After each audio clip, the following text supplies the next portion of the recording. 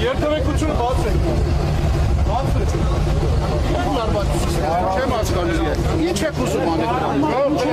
Այն մարդը պարոն Ղազարյանն է, գիտես։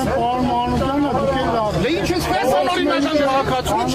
ինչ հրաման ես տալիս, ասա հասկանում եմ։ Ասում եմ երթևեկության հակառակ։ Դե դուրս է գալիս, ուշի գալիս,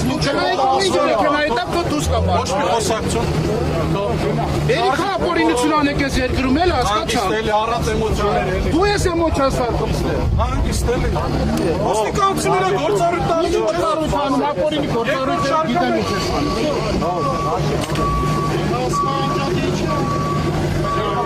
Երթևեկությունը